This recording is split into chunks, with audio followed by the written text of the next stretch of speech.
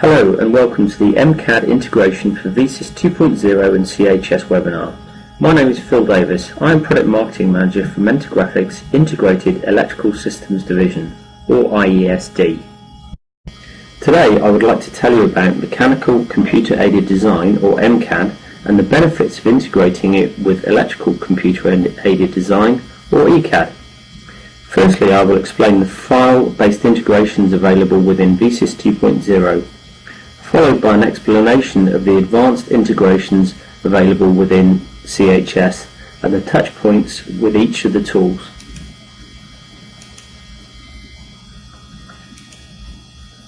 Mentor Graphics is one of the world's largest software vendors within the electronic design automation, or EDA, industry. Their headquarters are based in Wilsonville, Oregon, but Mentor Graphics is a truly global organization with offices worldwide. Mentor Graphics generates annual revenues of about $800 million and employs about 4,400 employees worldwide. Mentor's products span all areas of EDA, including chip level and PCB design. In this presentation, however, we will concentrate on Mentor's electrical and wire harness design tools.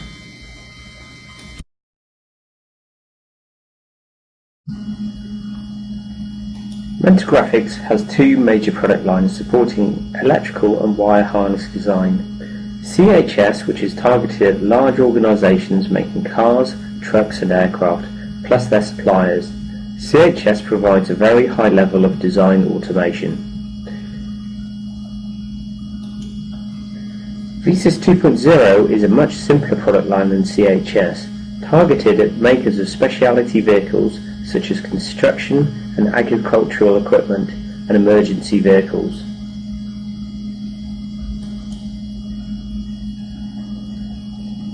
Mentor Graphics have a market-leading integrations with MCAD platforms. Supported platforms include CATIA V4 and V5, which offers the users access to many features including wiring and harness bridges, connected modes and cross-probing. NX5, ProE 3, 4 and 5 and SDRC ideas. Each offers the user wiring and harness bridges. Finally, coming soon, we will be offering a wiring bridge with SolidWorks.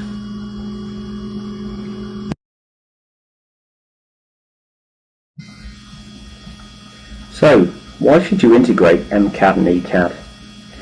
Integrating ECAD and MCAD enables designers to design concurrently. The concept of concurrent design is that design tasks are undertaken in parallel, with the overall goal of increased productivity and product quality. Concurrent design allows MCAD and ECAD designers to exchange information early in the design process and create a virtual prototype. The availability of a virtual prototype has many downstream benefits, one of which is to reduce design errors.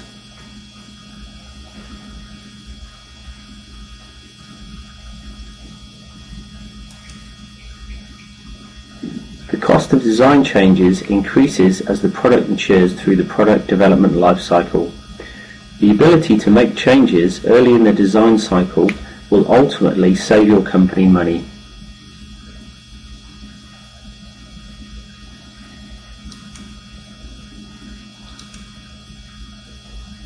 The ability to have accurate wire lengths in ECAD allows the designer to validate the electrical design before any prototypes are manufactured. This reduces the cost of correcting prototypes and could lead to fewer warranty recalls. Concurrent design practices mean that a virtual prototype of the harness with representative bundle diameters is available in MCAD. Flattened harness representations can be generated and kept up to date in ECAD, shortening design times and reducing prototyping costs. Finally, the ability to place mechanical components in MCAD, check positioning using clash detection, and bring this information through into ECAD will produce fewer build errors.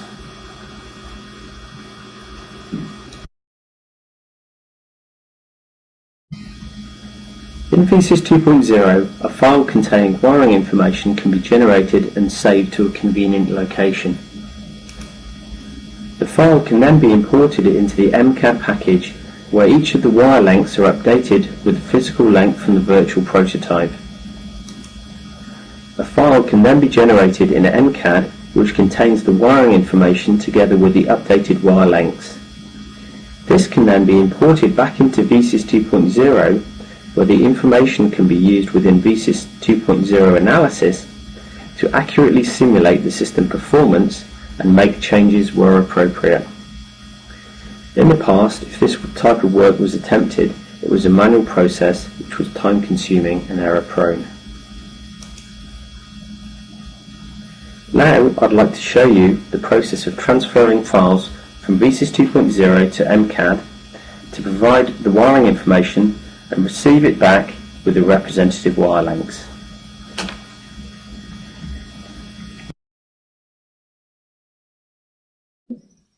So the first thing we're going to do is to check the wire length of this selected wire. And as you can see, the wire length is 0.0 mm. Similarly, we can select all of the wires, go to the properties. We can see again that the wire lengths are all 0.0, which is what we'd expect because there's no information currently being inputted.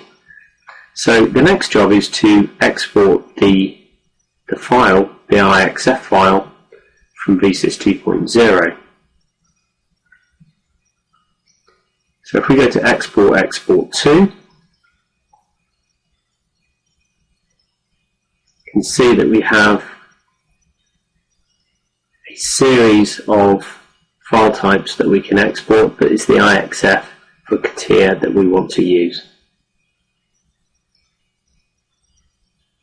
So that's exporting the file. We'll go to a little port, and then into CATIA we can see that we have a harness that we've done previously.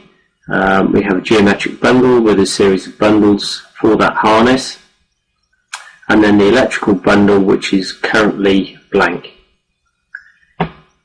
So the first job is to bring the IXF file into CATIA, which we've done there. Then what we need to do is to link each connector within CATIA.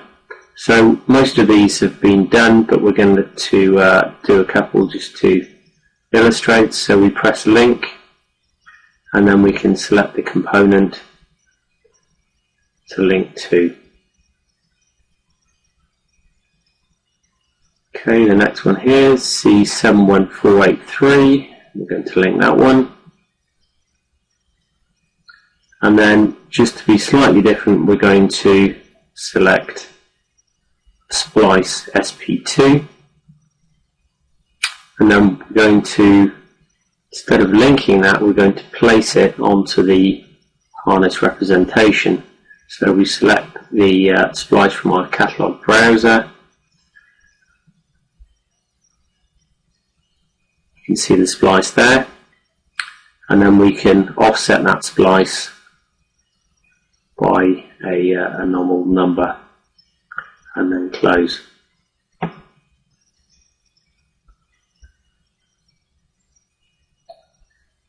So having done this work, then the next job is to get the wires linked. So we have the list of wire types here. Some wires have been found, some wires are missing. The missing wires could be harnesses within the design that's been brought in that aren't registered, but we're going to hide those for the time being, and then we're going to route those, and we can see they've been routed successfully.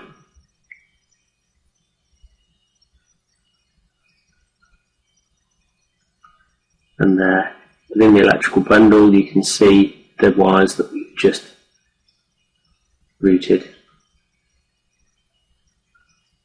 Now, selecting wire 8, you can see that that goes for the entire length of the harness, and then if we go to the properties of that particular wire, we can see that the length is 1220 millimeters.